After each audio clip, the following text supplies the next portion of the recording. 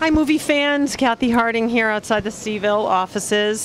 This week's cover story asking the burning question, what is it about vampires and zombies that we're so into? What accounts for this resurgence? We're on the street and we're going to ask people on the downtown mall an even more pressing question, which is, in a fight between vampires and zombies, who would win?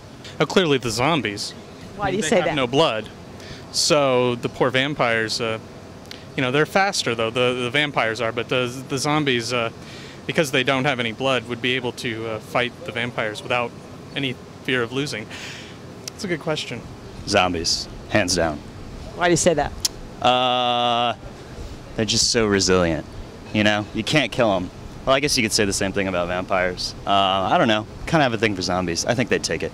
In a fight between vampires and zombies, who would win? I'm going to go with the vampires. Can you tell us why? The teeth advantage. They've got this sort of playing with sunlight, darkness kind of thing that they can have going on. A little less ethereal, more consistency than the zombie. So I think they would be able to take them down. And not many people are walking around with, the hard spike to go in, or the garlic, or the wooden cross, or anything like that. So I think people are not prepared. They're just not prepared. What's your view on this? Well, considering that it's our wedding anniversary today, I have to agree with her on all counts. I think it'd be a tie. A tie, all right. We haven't heard that answer before. Why do you say that? Both of them are kind of like immortal type. They're like very hard to kill, you know? So it's gonna be a tough call. I don't know. That could go on all afternoon. Yeah. Eternity, who knows? Yeah.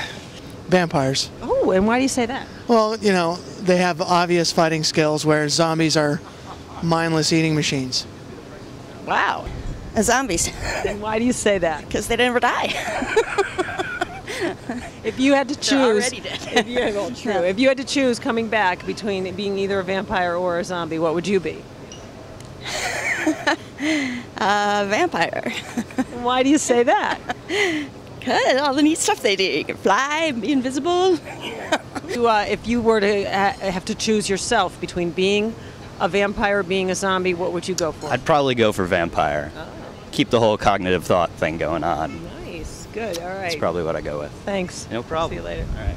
Probably zombie. No. Probably vampire because they're in right now. Yeah. Nobody wants to hang out with zombies. They're always gnawing on stuff and getting into trouble. What about yourself? If you were, had to choose coming back to be either a vampire or a zombie, what would you go for?